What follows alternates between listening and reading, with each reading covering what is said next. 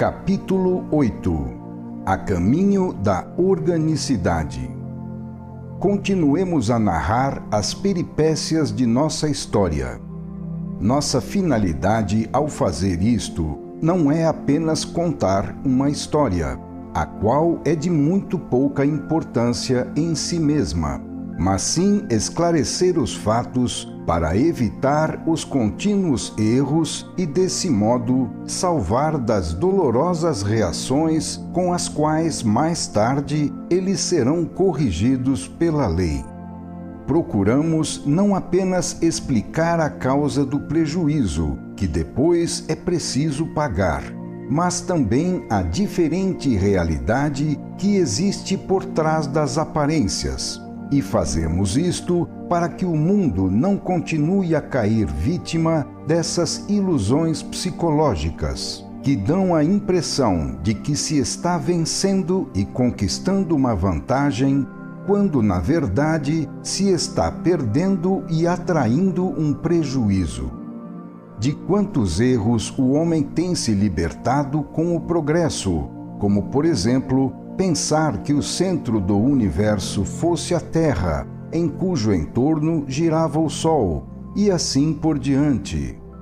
Nosso relativo está cheio de aparências enganosas, mas com as conquistas da ciência, da inteligência e do coração, vamos cada vez mais superando as grandes ilusões do mundo. Porém, restam ainda grandes zonas inexploradas, especialmente no campo psicológico e moral, que são os mais resistentes à luz da compreensão, porque estão radicados no subconsciente por um longuíssimo atavismo. Desfazendo estas ilusões, compreende-se quão ignorante é o indivíduo que se julga astuto, pois ele desconhece as mais sutis leis da vida, que lhe escapam completamente. Compreende-se a existência de outra astúcia, mais profunda, que consiste em agir retilinamente, sem nenhuma artimanha. Mas, diante da possibilidade de usar esse método de retidão, o tipo corrente rebela-se, temendo que lhe sejam tiradas as suas armas, sem as quais ele se sente indefeso e fica perdido. A vida funciona segundo princípios utilitários e de modo justo. Em sua ação, o homem obedece a estes princípios e procura os atalhos para chegar ao máximo resultado com o mínimo esforço. E também é lei da vida que ela se torne cada vez mais avarenta quanto mais pobre for a sua condição, mergulhando nos planos inferiores. Assim, para não sofrer prejuízos, é preciso dirigir com inteligência essa psicologia utilitária, a fim de não cair vítima de ilusões e miragens, como frequentemente ocorre.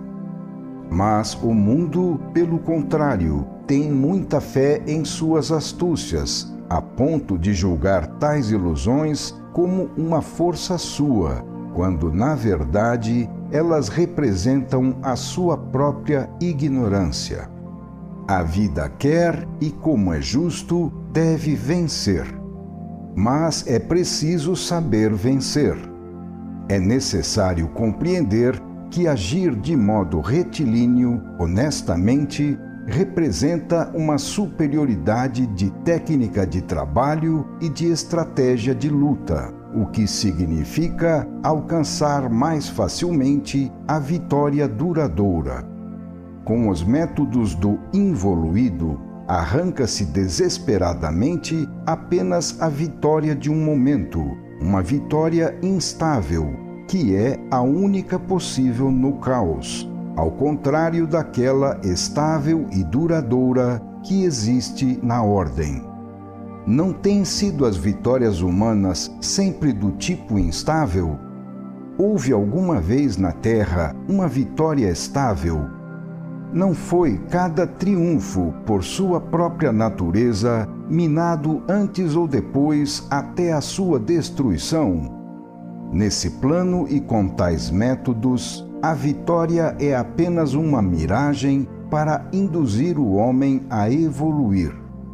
A finalidade da vida é ensiná-lo a compreender por meio do erro e da dor, para que ele tenha uma conduta mais inteligente e assim melhore as suas condições. O tipo mais forte que a vida quer produzir no futuro não será mais aquele que acredita ter maior valor porque venceu o seu semelhante, mas sim aquele que vê o prejuízo decorrente desse comportamento, pois compreendeu as mais evoluídas leis da vida. O mundo atual apresenta-se tal como um emaranhado de caminhos tortuosos, onde o mais sábio é aquele que mais consegue mentir e enganar, enquanto o mais tolo é o homem honesto e sincero. Avançar nesse mundo, cheio de perigos e armadilhas estendidas a cada passo, é difícil. A vida permanece assim, sufocada por infinitos atritos, que ameaçam paralisá-la a cada movimento, com prejuízo para todos. Continuemos a observar as duas psicologias opostas. O evoluído, com sua fala simples e retilínea, diz a verdade nua e crua. Este é o seu método, e ele o segue, sentindo nele a sua força. O involuído ouve o evoluído, mas a sua psicologia de astuto o faz pensar que seja mentira tudo que o outro lhe diz, pois seguindo o seu método de astúcia, sente-se obrigado a não abandonar a sua correspondente sabedoria, que consiste em ver por toda a parte apenas mentiras a serem descobertas. Assim, bem armado com a desconfiança e com a sua grande astúcia, começa a procurar qual é a verdade que, segundo seus cálculos, deve estar escondida por trás das palavras que lhe são ditas, as quais são para ele apenas uma máscara de mentira para encobrir a verdade. Uma vez que cada um vê segundo a percepção de seus próprios olhos, é natural que também julgue os outros conforme a sua própria psicologia. Para o ladrão, todos são ladrões. Para o bom, todos são bons. Para o mentiroso, todos são mentirosos. Trata-se de miragens. Pode-se imaginar assim o quão longe do alvo está mirando quem procura descobrir mentiras onde não existem mentiras, pois elas só existem na mente dele, que indaga e julga. Para o evoluído, o ponto de partida e de referência é a verdade. Para o involuído, é o fingimento e a mentira. Assim, a verdade é concebida pelo involuído não como uma afirmação positiva em si mesma, mas sim em função da mentira, que ele deve descobrir para encontrar a verdade. Pretende-se assim chegar à posição positiva da verdade, não diretamente, mas sim por inversão de sua posição negativa, que é a mentira. Isto equivale a não querer olhar uma imagem diretamente no positivo, mas presumir que só se pode vê-la no positivo pela inversão do seu negativo. É um método complicado que pesa sobre todos e que a sociedade tem que suportar com infinitas formas de controle e de sanções, as quais atravancam cada movimento. Numa atmosfera de engano e desconfiança, a vida torna-se mais cansativa para todos. Estas considerações nos explicam o que ocorreu no caso que estamos narrando, no qual o mundo dos astutos ficou enganado pela simplicidade do homem evangélico. Como podiam acreditar que as suas palavras fossem a pura verdade? O método deles os obrigava a julgar o contrário. Assim, para aquelas palavras foi dada uma interpretação completamente errada, invertida, porque se presumia que a verdade estivesse por trás delas. Mas elas eram simplesmente verdadeiras e, por mais incrível que pareça, nada escondiam, razão pela qual nada havia para descobrir. Os astutos foram levados então a cometer o seu maior erro por causa de sua própria astúcia, a qual foi justamente o fator que não lhes permitiu compreender nada da estratégia do inimigo. Ora, não compreender a estratégia do oponente significa interpretar os planos de maneira errada e assim não saber pôr em prática senão uma estratégia catastrófica, feita de golpes errados, o que faz perder as batalhas. Essa técnica do fenômeno e a natureza dos elementos que dela participavam nos faz compreender cada vez melhor as razões daquele fato que podia parecer estranho, dado pela vitória do inerme evangélico contra oponentes poderosos e armadíssimos. Aconteceu então que eles, com seu sistema astuto, só conseguiram enganar a si mesmos. Assim, continuando com a sua forma mental, na qual permaneciam irremediavelmente fechados sem saber sair dela, eles imaginaram, numa tentativa para entender aquele fenômeno, que a parte oposta tivesse elaborado um plano diabólico com astúcias inéditas, não só inexistentes no repertório deles, mas também mais astutas e mais poderosas que as suas, pois as tinham visto vencer. Assim, na sua ignorância, eles não compreendiam que a maior astúcia foi simplesmente dizer a verdade. Ficaram, então, desejosos de aprender estas astúcias mais poderosas, que faziam vencer. Mas eram impedidos de aprendê-las pela sua própria estrutura psicológica, que os colocava completamente fora da rota. Para conseguir o seu intento, teria sido necessário refazerem toda a sua forma mental. Como se pode, sem uma completa renovação, mudar um homem que está convencido de que a sua maior e mais útil sabedoria consiste justamente em ser astuto? Continuemos a observar cada vez mais de perto as razões para o poder do homem evangélico, pois nelas estão as causas de sua vitória. Estudando estas causas, pode-se chegar a conhecer o valor do Evangelho e de seu método, inclusive como sistema para vencer na luta pela vida.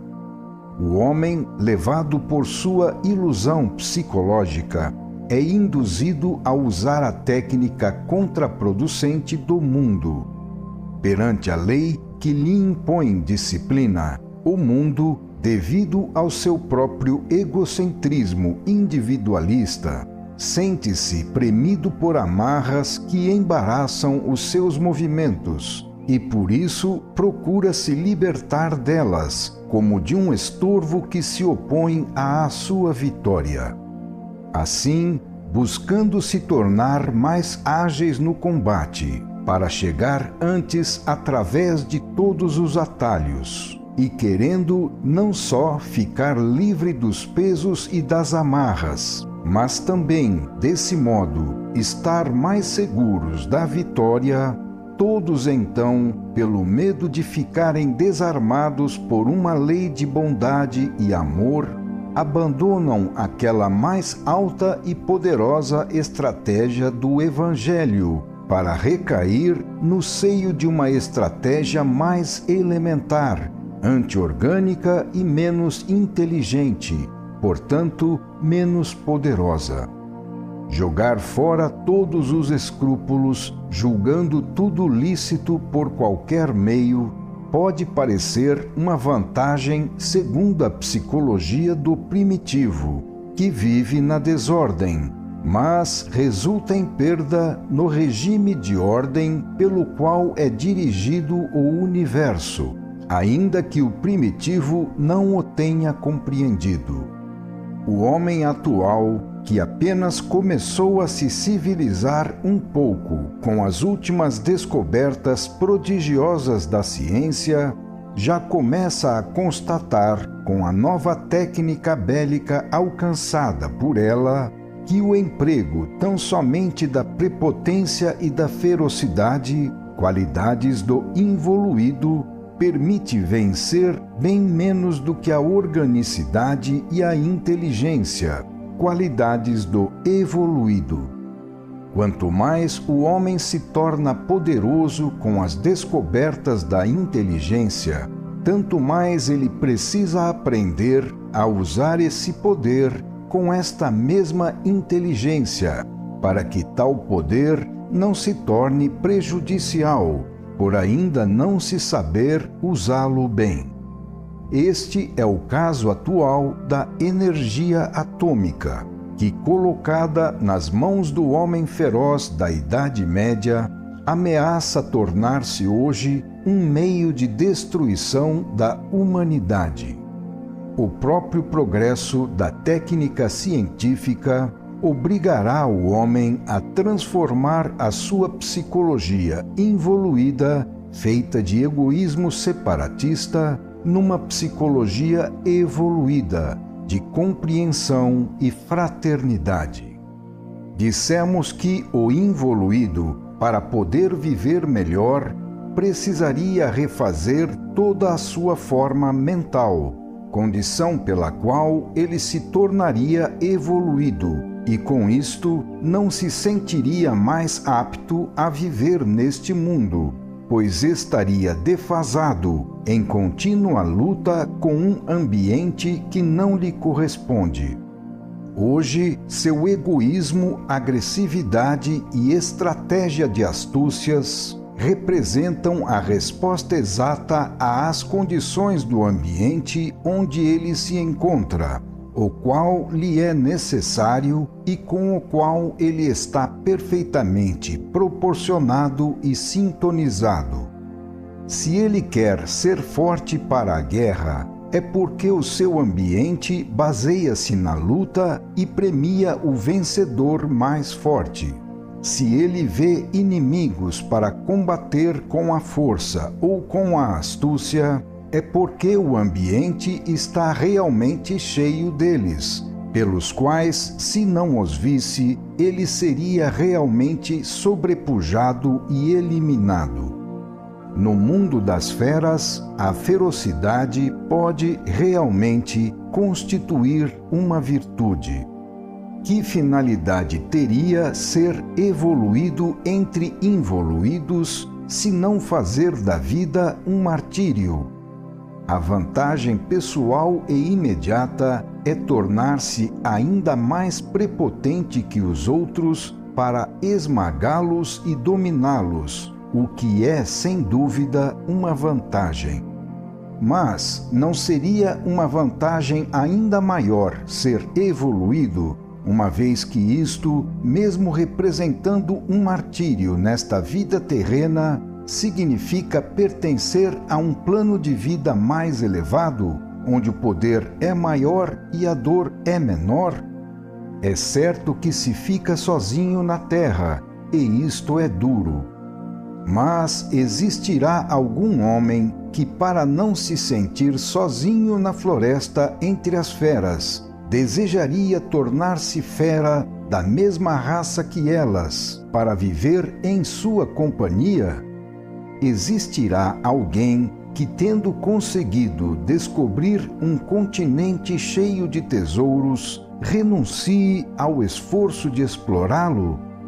O involuído é justificado pela natureza do ambiente que o cerca.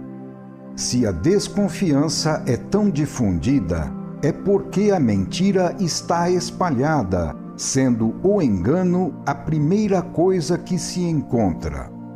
Se na Terra foi instaurado esse regime de luta, pelo qual tudo, se quiser sobreviver, tem que primeiramente ser defendido, isto ocorre porque essa necessidade é imposta pelo ambiente como condição fundamental da existência.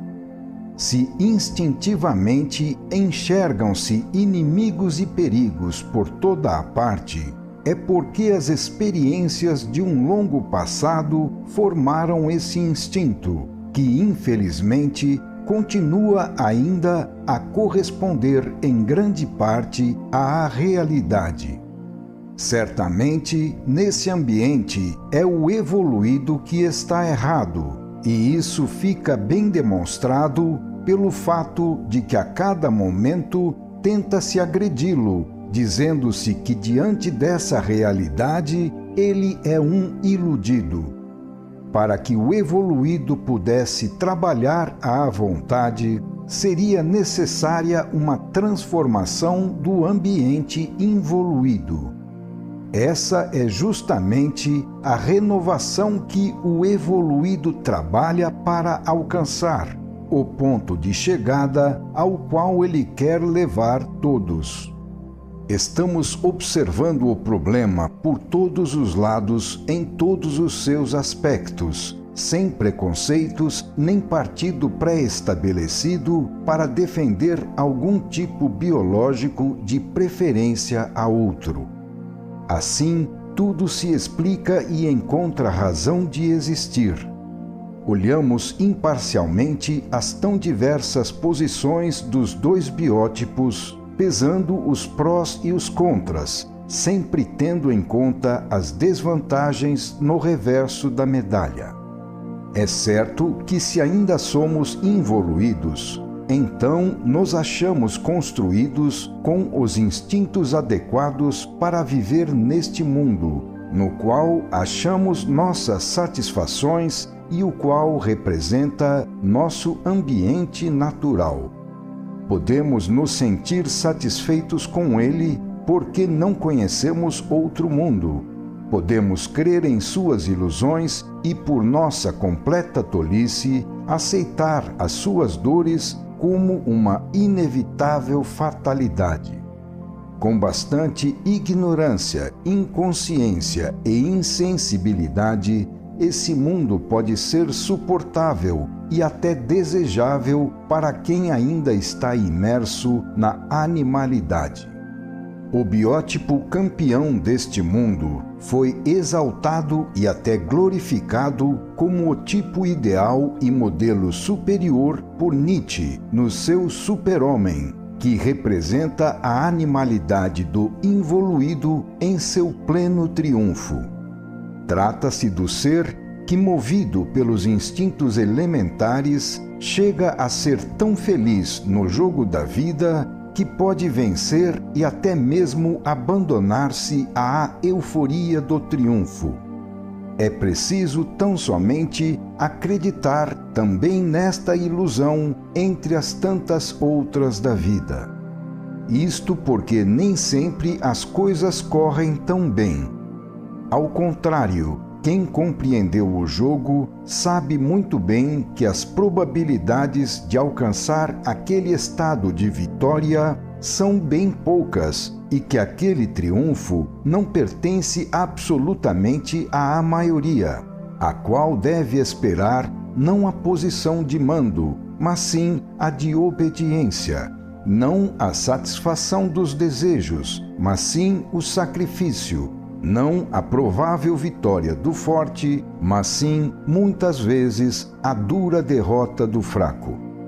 A grande probabilidade para a maioria é que, ao invés da gloriosa parte do super-homem, cabe a ela viver a mísera e obscura parte do homem comum. A maior probabilidade para a grande maioria não é poder se elevar no grande pedestal do super-homem, mas sim servir de base sobre a qual ele se ergue. Se olharmos todo o fenômeno, não só do lado da luz, mas também da sombra, encontraremos um panorama bem diferente. Muitas vezes, na Terra, quem tem o poder acaba por utilizá-lo antes de tudo para si mesmo, enquanto o povo ingênuo é enganado ou até mesmo explorado, sendo feito muitas vezes de instrumento do egoísmo dos chefes, num triste jogo em que, pelas leis desse plano biológico, cabe ao mais forte o direito de oprimir os mais fracos. O super-homem de Nietzsche é de fato grande, sobretudo por saber pensar na sua própria vitória, demonstrando com isso ser um elemento anti-orgânico e antissocial, que trabalha antes para si do que para a coletividade. A miragem de se tornar um super-homem pode iludir e entusiasmar, assim como a ilusão de ganhar no jogo para enriquecer sem esforço. Mas a realidade depois é que não se vence nesse jogo. Ninguém enriquece gratuitamente. O que resta é apenas a ilusão diante de uma meta inatingível. Qual interesse há para a sociedade, que é constituída pelos que devem ganhar a vida com trabalho, sem golpes de sorte, em ter tais super-homens que se ocupam somente de vencer para si? Qual interesse há e que serventia tem para a maioria, formada por medíocres, o triunfo desses tipos? Para que o poder se tornasse útil, seria necessário que ele fosse compreendido como função social para o bem de todos. Mas este é um conceito que não pode nascer no plano biológico do involuído, mesmo que ele se torne esse tipo de super-homem. Nesse plano, domina o individualismo separatista e ainda não apareceu o senso orgânico, que é próprio do plano do evoluído, no qual tal tipo de super-homem não é aceitável, porque não traz para a coletividade nenhuma felicidade, a qual ele usurpa, tirando-a dos outros apenas em seu benefício.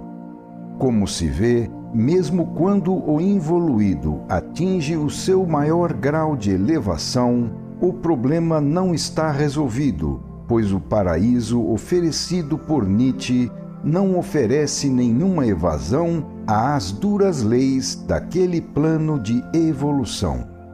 Existiria então outro caminho de evasão para atingir um real e duradouro progresso que não seja ilusão?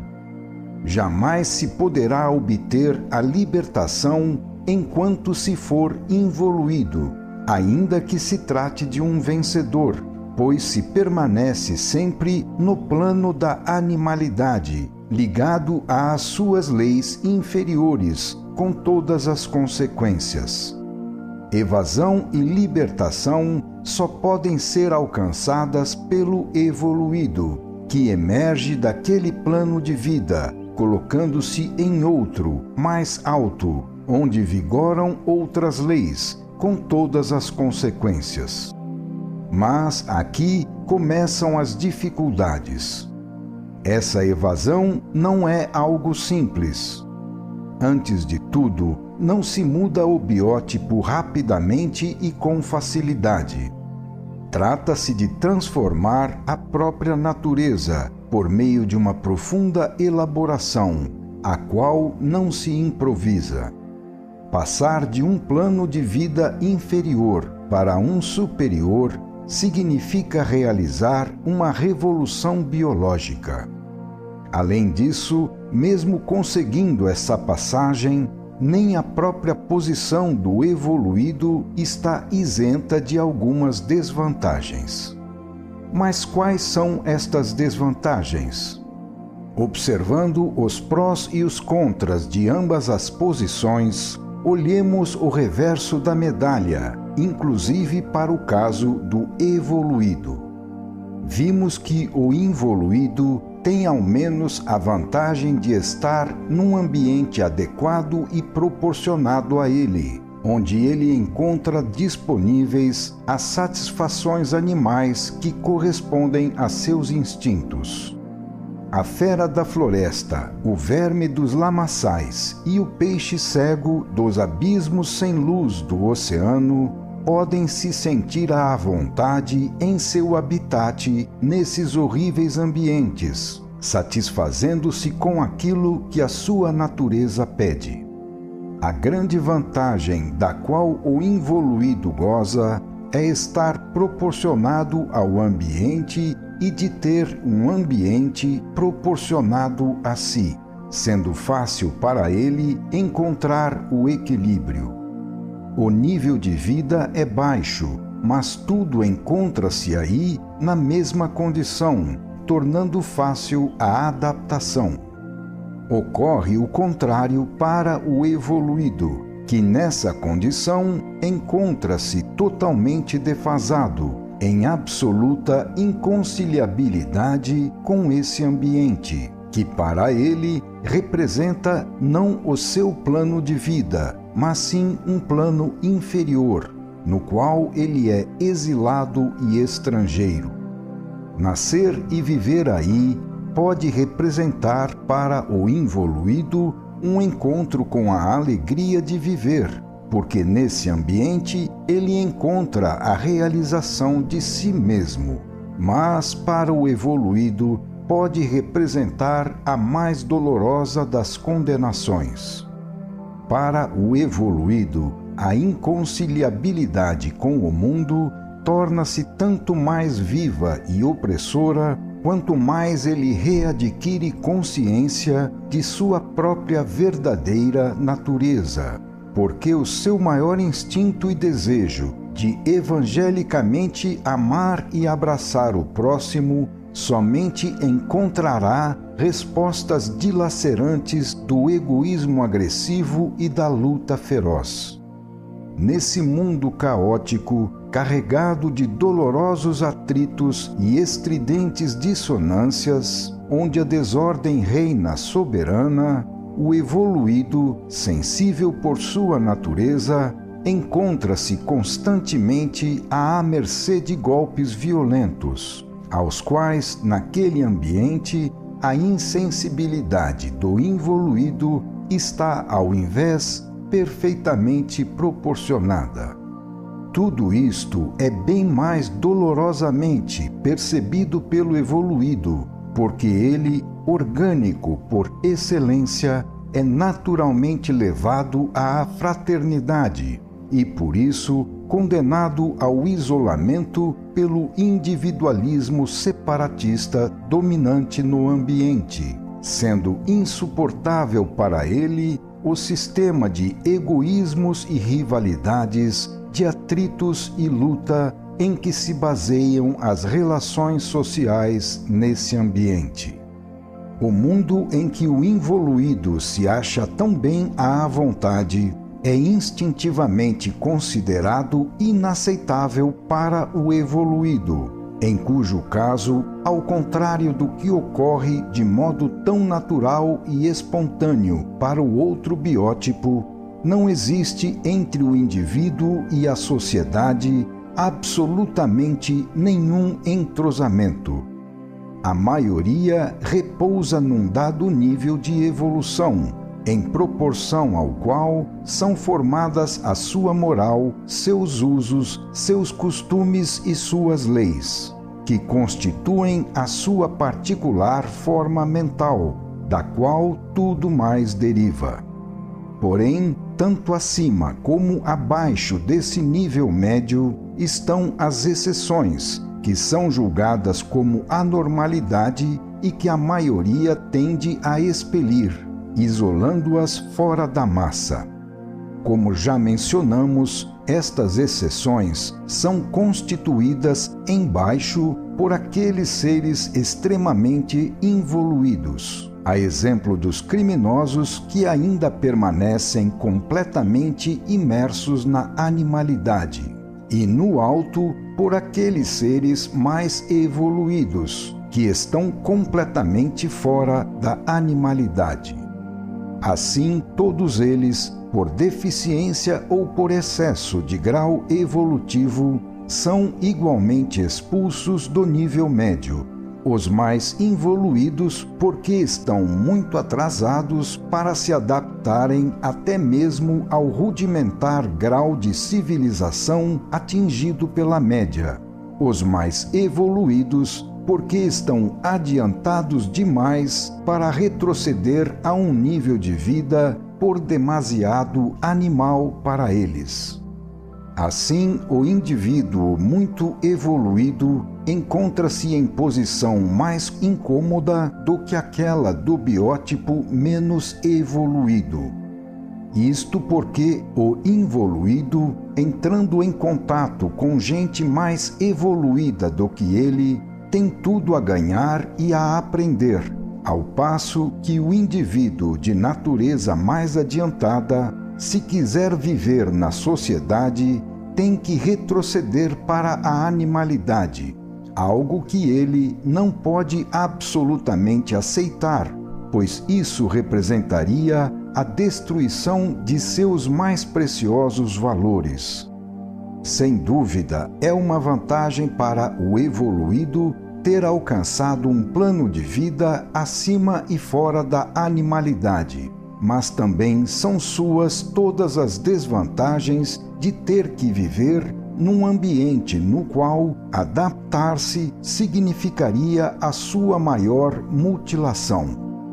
Por outro lado, para o involuído, embora haja todas as vantagens de poder viver num ambiente adequado e proporcionado para si, constitui uma desvantagem permanecer imerso na animalidade, num plano inferior de vida.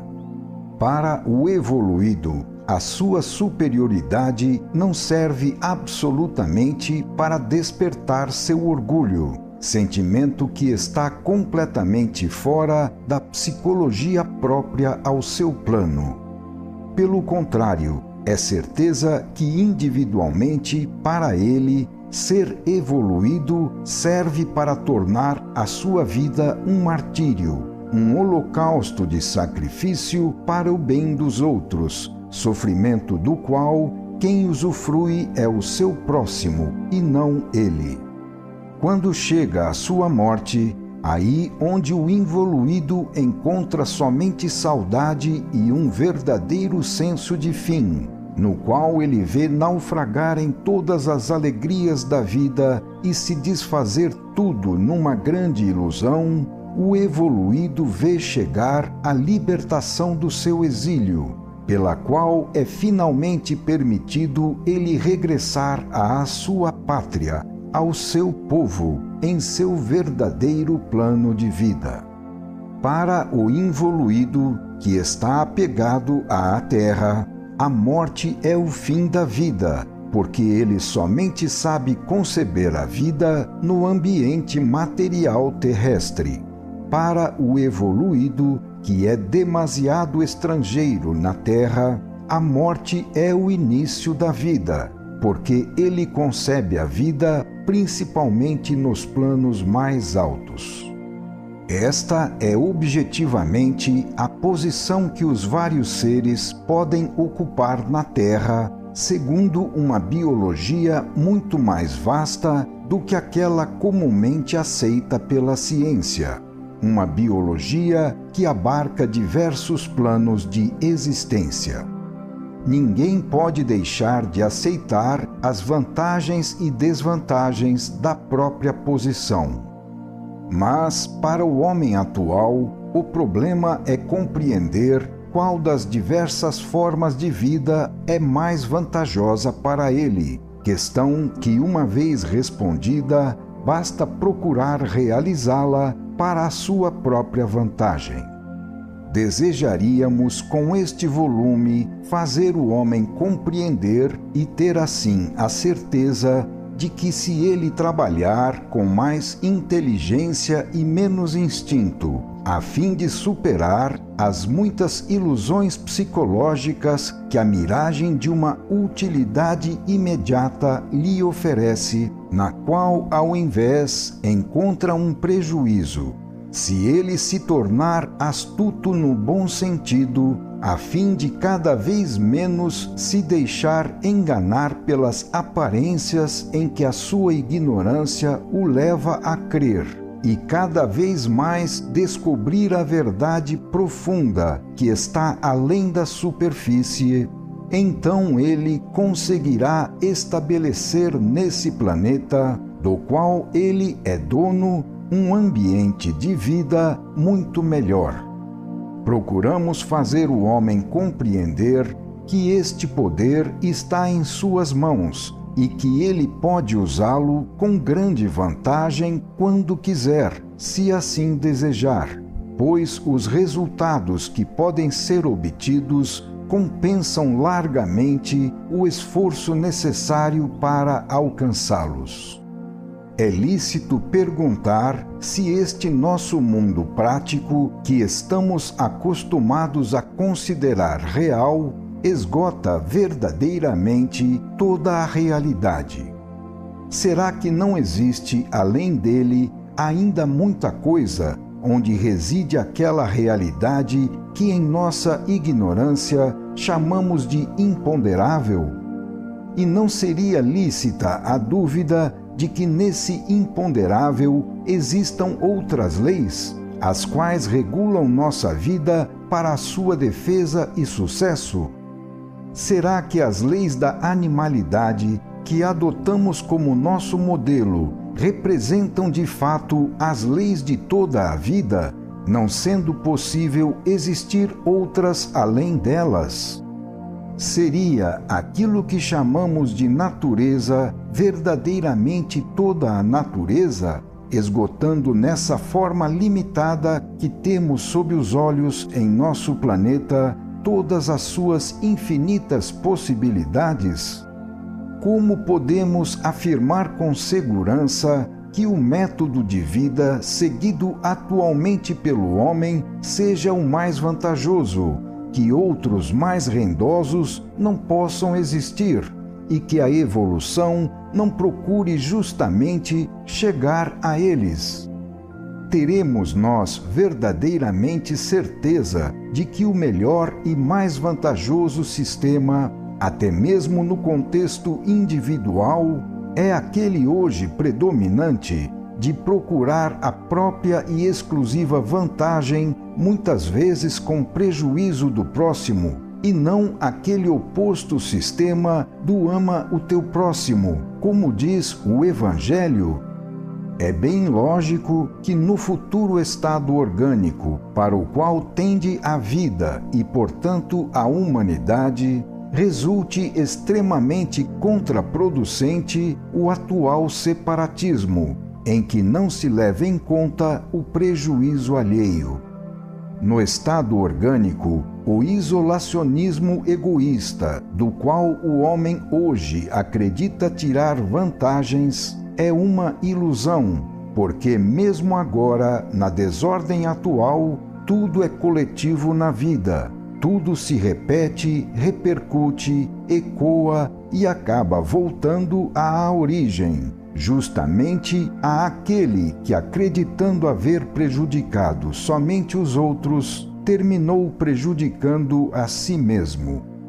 Chega-se a compreender assim a mecânica desses movimentos, pelos quais se justifica o imperativo ético que impõe não fazer mal ao próximo, mas sim amá-lo como a si mesmo.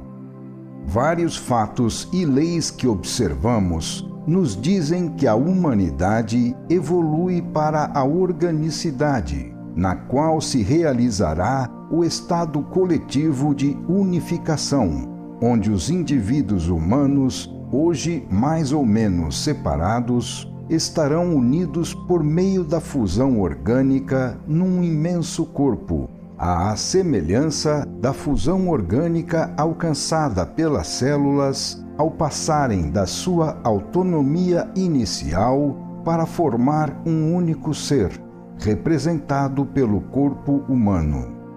O evoluído representa aquela célula especializada que funciona organicamente no seio da unidade coletiva constituída pelo corpo humano.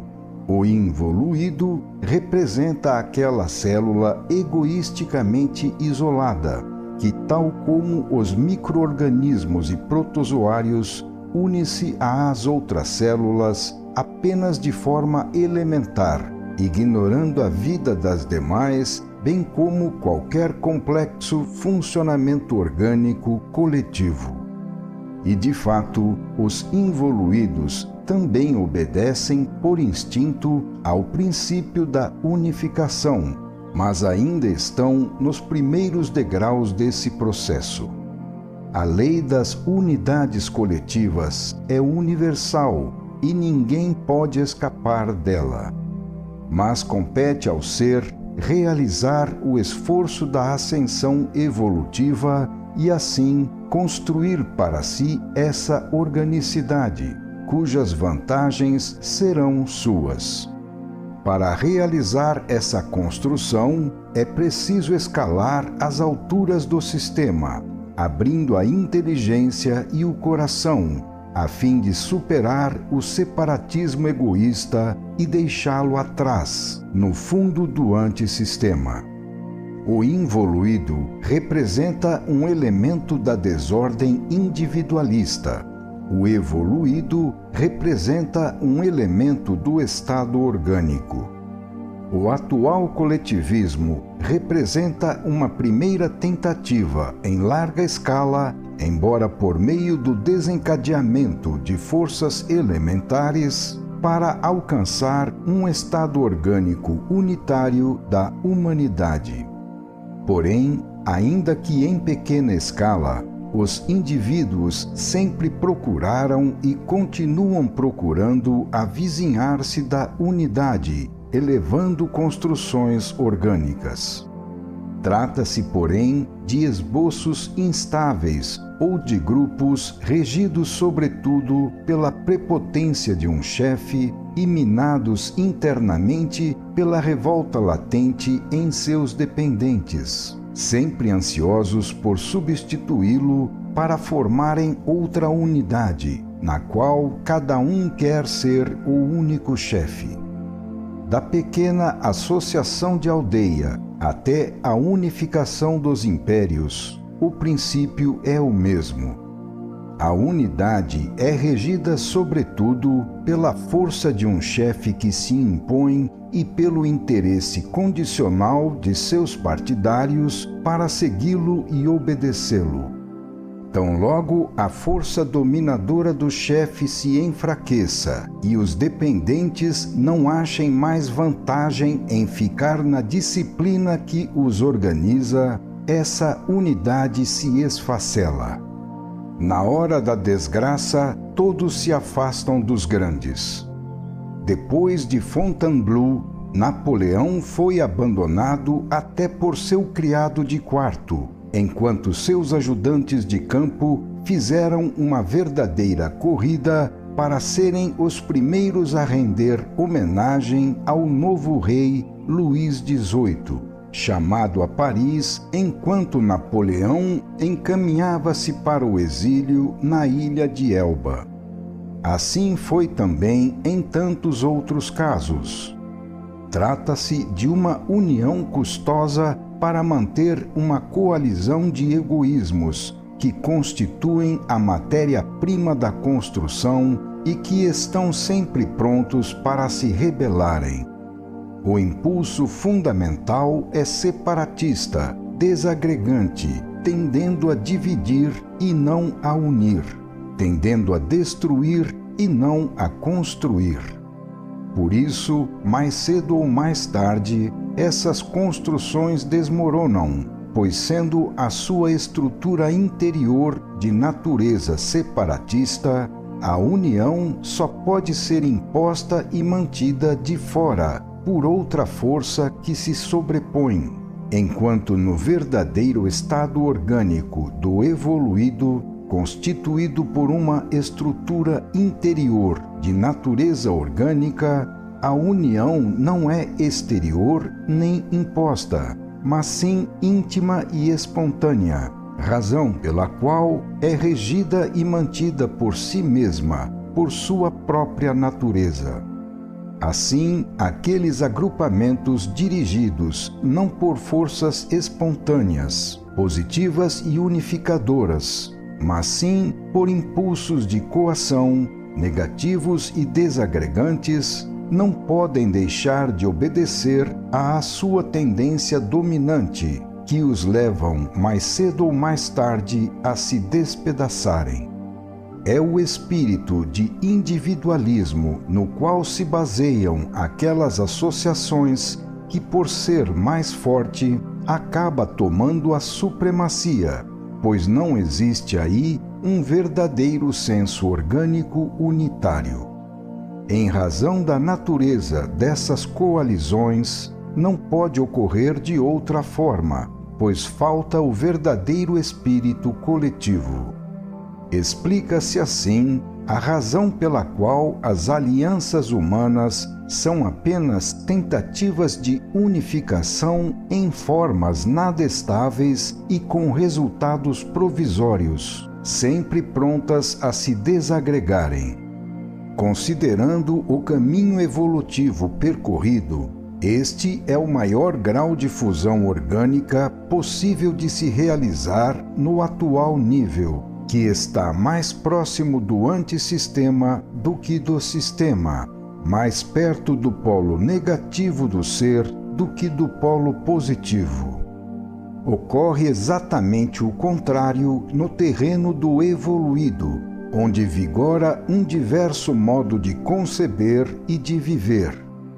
Suas unificações não resultam do egoísmo de um chefe buscando se impor ao egoísmo de seus súditos, que estão sempre prontos para se rebelarem a fim de realizar, cada um contra todos, o mesmo trabalho de imposição, método este só aceitável num estado de ignorância das leis da vida. Ao contrário, o evoluído compreendeu o funcionamento do universo e a parte que lhe cabe nesse funcionamento. Por isso, ao invés de se atritar com as outras partes da máquina, o que seria para ele uma tolice, ele funciona em harmonia com elas, porque isto é uma vantagem para si. O evoluído aceita cumprir a sua função espontaneamente, porque compreendeu a lógica e a utilidade dessa organicidade, onde não aparecem antagonismos nem luta de egoísmos, causa de tantas dores.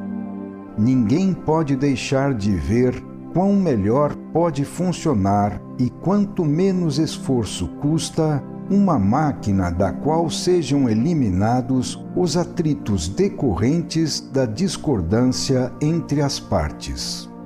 Nas unificações do evoluído, a disciplina resulta de uma livre aceitação e não de uma imposição forçada. Sem rivalidades, cujo resultado é dar direito à vida somente ao mais forte vencedor, o evoluído sabe qual é o seu lugar e se coloca nele, porque sabe que é melhor para ele. Assim, ele se põe a funcionar como uma das engrenagens da grande máquina, em harmonia com todos os outros operários da grande obra, altamente valorizados pelo fato de não serem mais egocentrismos isolados e perdidos no caos, mas sim instrumentos inteligentes que funcionam voltados para a finalidade da lei, trabalhando para a realização do sapientíssimo e poderosíssimo pensamento de Deus, e não de um pobre pensamento egoísta. Como fruto desta posição completamente diferente que assume no organismo do todo, o evoluído, ao contrário do que ocorre ao involuído, toma parte na sabedoria e poder que Deus manifesta naquele organismo e em seu funcionamento.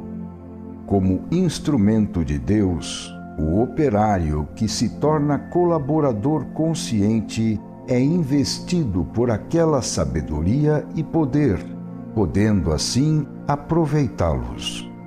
É por isso que, diferentemente do involuído, que está isolado e abandonado a si mesmo, o evoluído não necessita mais esbanjar todas as suas energias por causa de um estúpido jogo de rivalidades, pois sabe da existência da lei, a qual se encarrega automaticamente de defender todos aqueles que, por estarem harmonizados com ela, podem ser acolhidos em seu seio.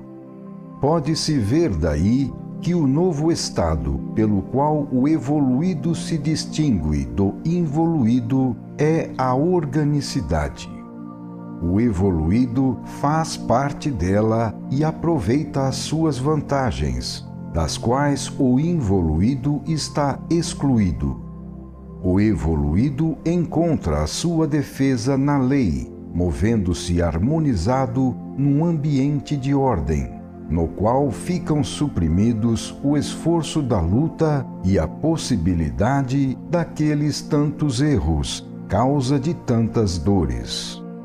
O involuído, devido ao seu individualismo antiorgânico e demolidor, tem que se defender somente com as suas próprias e limitadas forças, isoladamente, não podendo usufruir do poder inerente à organicidade, desconhecido por ele.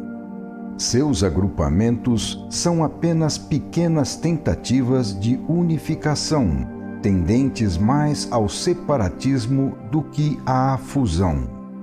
O grupo do qual o evoluído faz parte abarca todo o universo, e seu chefe não é um vencedor de fracos, mas sim um Deus bom, sábio e poderoso, que organiza abraçando com o amor e não esmagando com a força.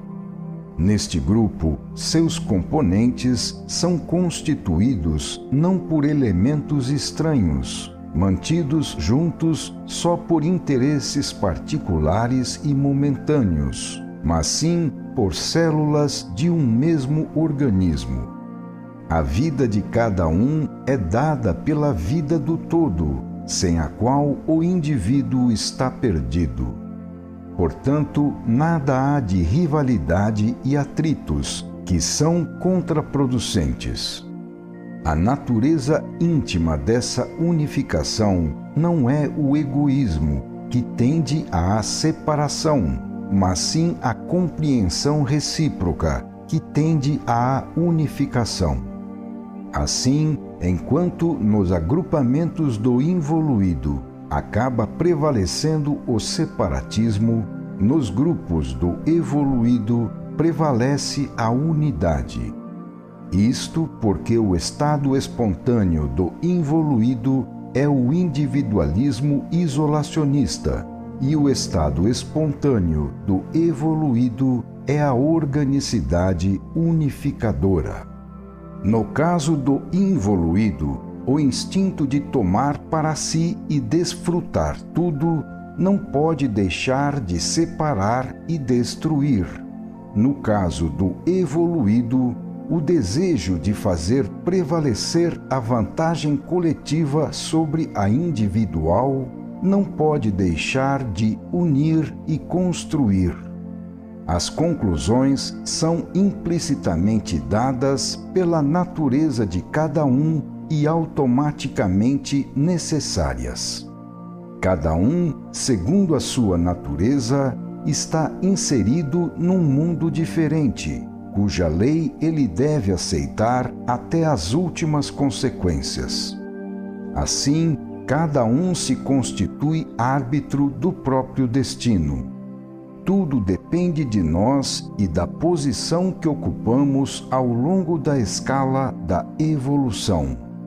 Mas a conclusão à qual queremos chegar e à qual nos leva o Evangelho é que, em última análise, a posição do evoluído, levando em conta tudo, como já vimos nos prós e contras, oferece imensas vantagens sobre a posição do involuído e, portanto, faz valer a pena enfrentar quaisquer esforços e suportar todas as dores, contanto que se consiga sair desse plano inferior dado pela condição de involuído e entrar naquele plano superior dado pela condição de evoluído.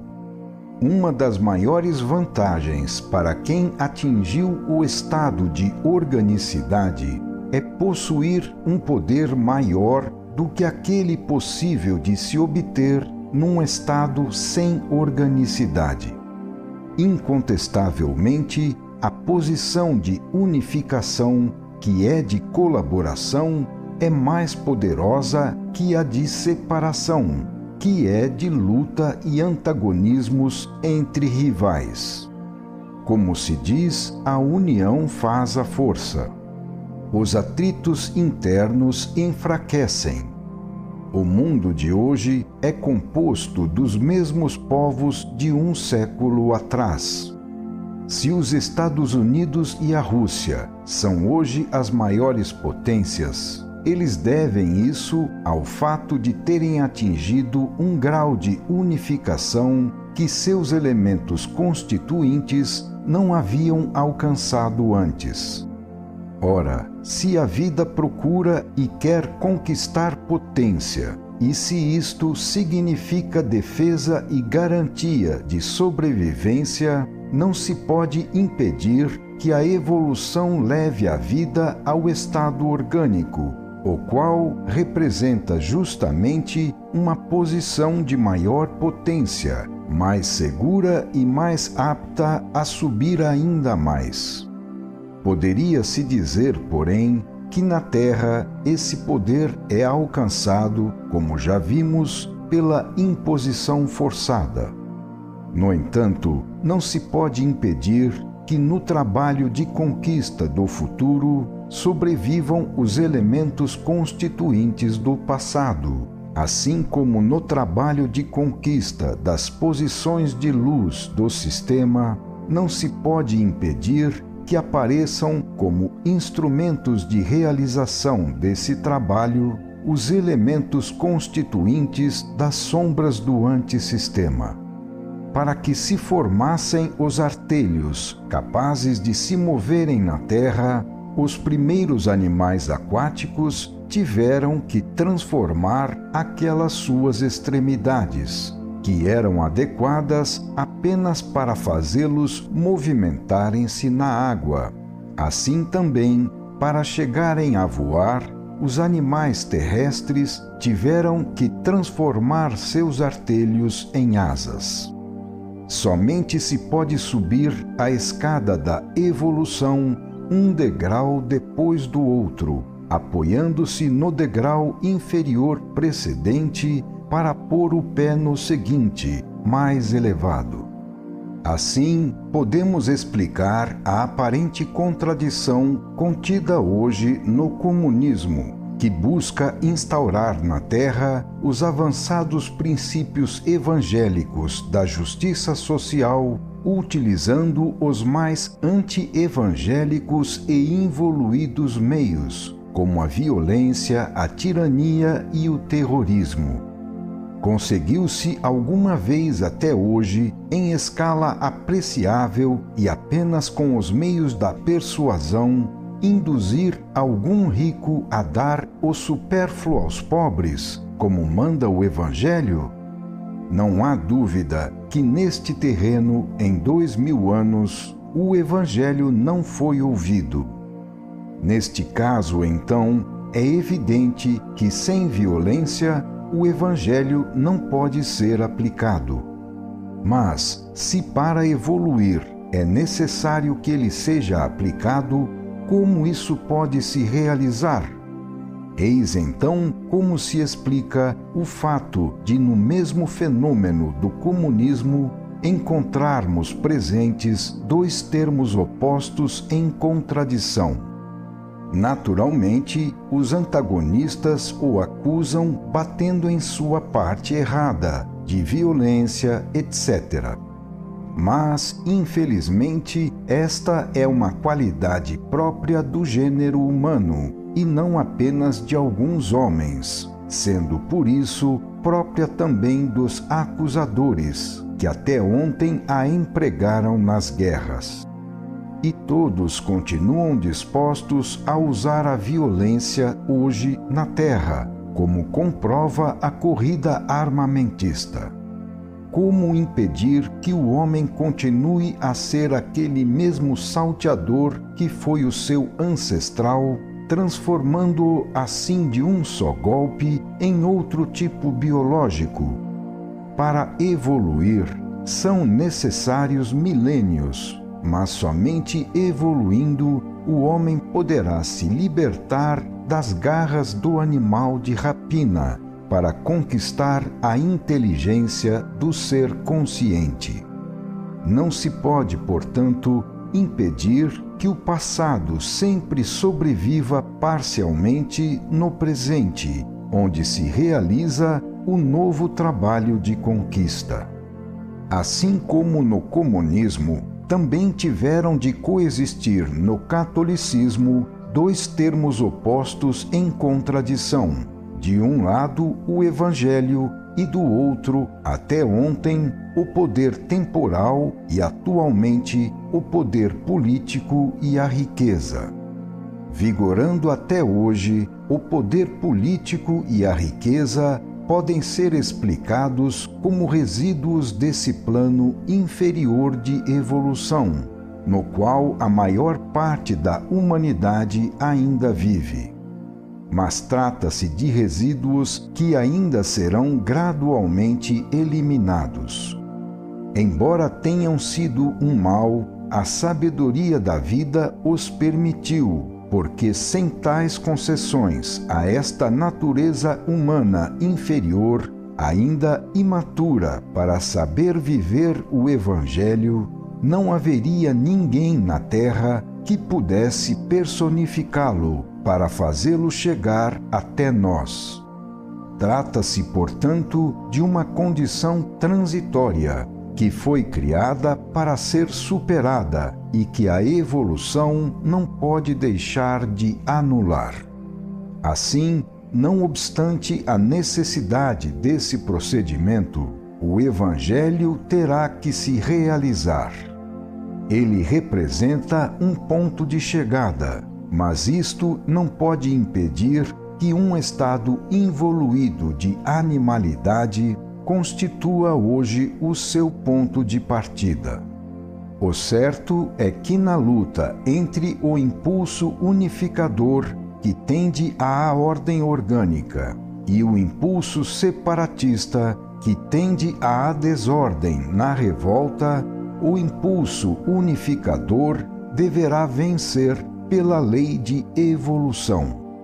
O estado de organicidade atingido pelas células de nosso corpo nos prova a verdade desta afirmação.